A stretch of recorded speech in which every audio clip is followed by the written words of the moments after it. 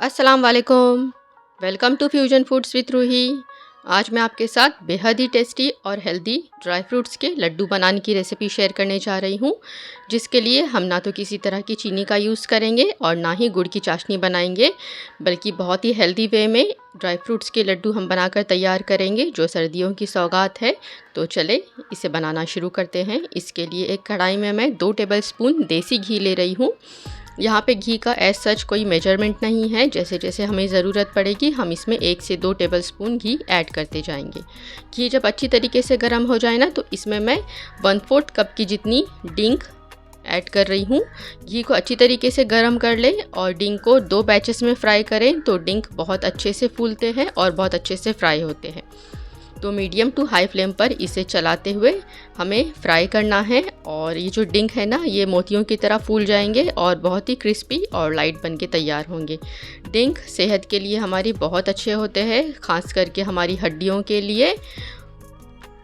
Drink diabetes को भी control करते हैं और हमारी इम्यूनिटी भी स्ट्रॉन्ग करते हैं, साथ ही हमें हार्ट स्ट्रोक से भी बचाते हैं। डिंक जब इस तरह से फूल जाए ना, तो इसे मैं एक प्लेट में ट्रांसफ़र करूँगी और सेम पैन में मैं 1 टेबलस्पून और घी ऐड करके बाकी बचे हुए डिंक भी फ्राई करूँगी।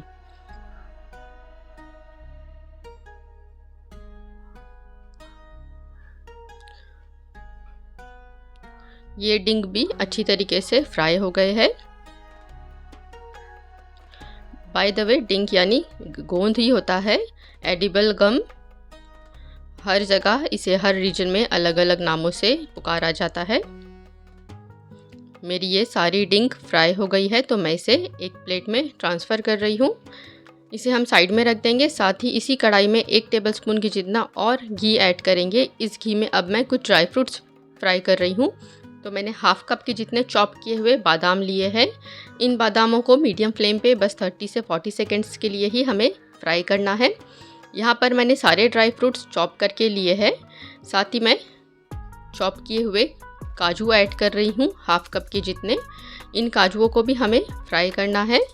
हमें इन ड्राई फ्रूट्स का कलर चेंज नहीं करना है, बस हल्का सा नटी फ्लेवर आ जाए ना, उसमें उतना ही हम इसे फ्राई करेंगे, ताकि हमारे लड्डुओं की शेल्फ़ लाइफ भी बढ़ जाए और उसमें अच्छा सा टेस्ट भी आ जाए।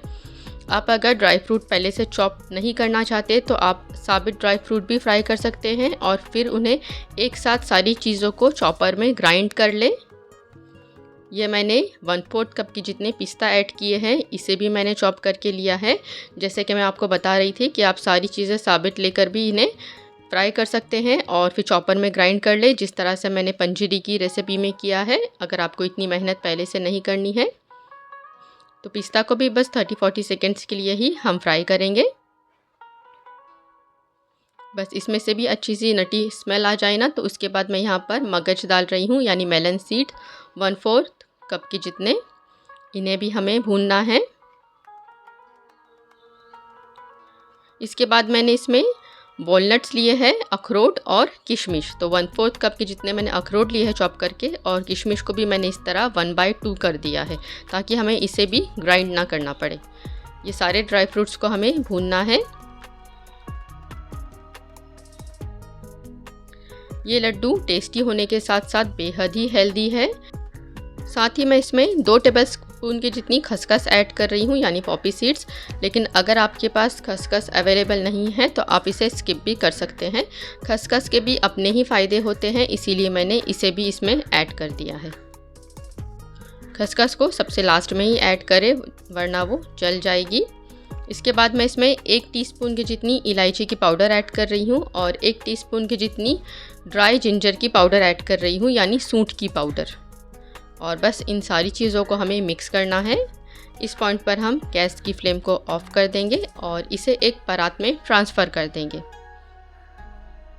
इस तरह से मैंने इस परात में इसे ट्रांसफ़र किया है। इसे मैं साइड में रख दूँगी और फिर से उसी सेम कढ़ाई में मैं फिर से आधा टेबलस्पून की जितना घी ऐड कर रही हूँ। कढ़ाई को मैंने अच्छी तरीके से वाइप करके लिया है।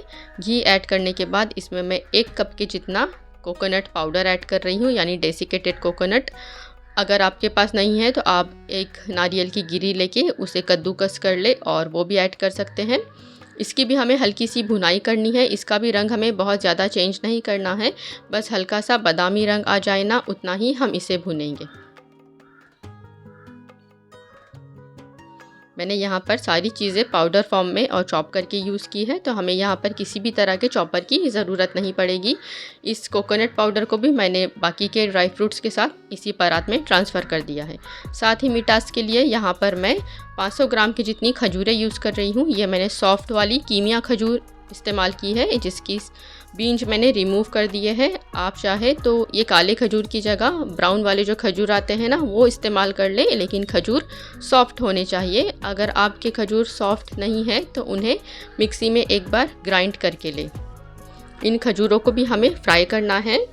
तो फिर से उसी सेम कढ़ाई में मैं 2 टेबलस्पून घी ऐड करूँगी और घी के अंदर हमें खजूरों को भूनना है।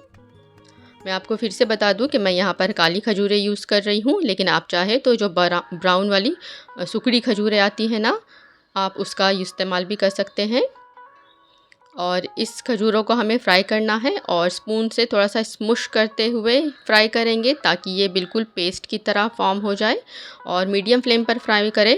देखिए, इस तरह से फ्राई करते करते ही खजूरें बहुत सॉफ्ट हो जाती है और इस तरह से मैं स्मुश कर रही हूँ ताकि इनकी पेस्ट हो जाए। इस तरह से बेहद ही हेल्दी लड्डू है। हमने ना इसमें चीनी का यूज़ किया है, ना गुड़ का यूज़ किया है, ना खांड का यूज़ किया है। खजूर अपने आप में बहुत ही हेल्दी है, इससे खून बढ़ता है। आपको वैसे भी खजूर की 2 कोम रोज़ाना खानी चाहिए, लेकिन आप इस तरह से जब इसे ड्राई फ्रूट्स के साथ लेंगे ना, तो ये इसकी न्यूट्रिशन वैल्यू और भी बढ़ जाएंगी। तो इस तरह से ये एकदम पेस्ट की फॉर्म में आ गया है। इस पॉइंट पर गैस की फ्लेम को ऑफ करके मैं इन खजूरों को गरम गरम ही उसी सेम ड्राई फ्रूट्स वाली परात में ट्रांसफ़र कर रही हूँ।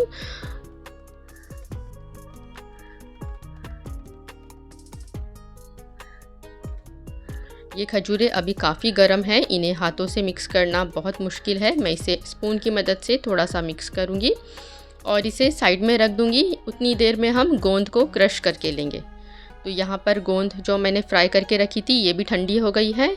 इसे मैं एक ग्लास की मदद से क्रश कर रही हूँ। आप चाहे तो जिपलॉक बैग में डाल के बेलन की मदद से इसे क्रश कर ले। इसे मुझे थोड़ा सा चंकी रखना है, इसीलिए मैंने मिक्सर में ग्राइंड नहीं किया है। बस इसी तरह हाथों से थोड़ा सा क्रश कर रही हूँ, ताकि इसके थोड़े से चंक्स जब मुँह में आते हैं ना, तो बहुत ही क्रंची, बहुत क्रिस्पी अच्छे लगते हैं। तो ये गोंद को भी मैं उसी ड्राई फ्रूट्स और खजूर वाले मिक्सर में ऐड करूँगी। ये अभी इतना ठंडा तो हो गया है कि मैं इसे हैंडल कर सकूं। मैं गोंद भी इसमें ऐड कर रही हूँ, लेकिन ध्यान रहे कि इन खजूरों को पूरी तरह से ठंडा नहीं करना है। जब आप इसे छू सके इतना गर्म होना, तो ही इसे बाइंड करना स्टार्ट कर दें। इस तरीके से ये अभी भी गर्म है, तो मैं कुछ देर इसे स्पून से बाइंड करूँगी। उसके बाद मैं इसे हाथों की मदद से अच्छी तरीके से गूंदूँगी। ये अभी भी हल्का हल्का गर्म है, बस इतना ध्यान रखें कि आपका हाथ जल ना जाए। बस हल्का गर्म होना, उसी पॉइंट पर इसे गूंदना स्टार्ट कर दें। तो इसे हमें अच्छी तरीके से मिक्स करना है ताकि खजूर और सारे ड्राई फ्रूट्स यकजान हो जाए।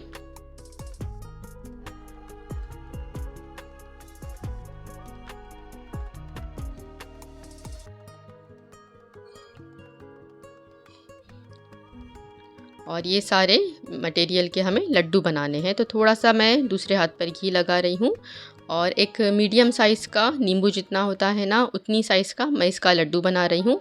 बहुत ज़्यादा बड़े बड़े लड्डू ना बनाएं इसके।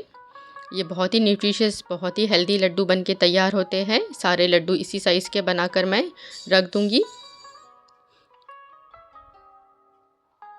तो आप इन्हें सुबह 1 गिलास दूध के साथ ले लें नाश्ते के बाद। बहुत ही न्यूट्रिशियस लड्डू होते हैं, सर्दियों की सौगात है ये लड्डू। तो सारे मैंने मटेरियल के लड्डू बना दिए हैं। मेरे करीब 32 लड्डू इससे बन के तैयार हुए थे। और आप अगर इस तरह के लड्डू हलवाई के पास से लेने जाएंगे ना, तो आपको पता है कि ये इस तरह के ड्राई फ्रूट्स लड्डू कितने एक्सपेंसिव आते हैं, लेकिन घर में हम बेहद ही आसानी से बना कर रख सकते हैं। कुछ तैयारी पहले से करके रखें ना, तो बस आधे घंटे में ये लड्डू बन के तैयार होते हैं। तो आपको मेरी ये ड्राई फ्रूट्स लड्डू की रेसिपी कैसी लगी मुझे फीडबैक ज़रूर दीजिएगा। रेसिपी पसंद आए तो इसे लाइक और बहुत सारा शेयर करना ना भूलें और इसी तरह की आसान सी रेसिपीज़ के लिए मेरे यूट्यूब चैनल को भी ज़रूर से सब्सक्राइब करें। Thanks for watching the video. Allah हाफिज़।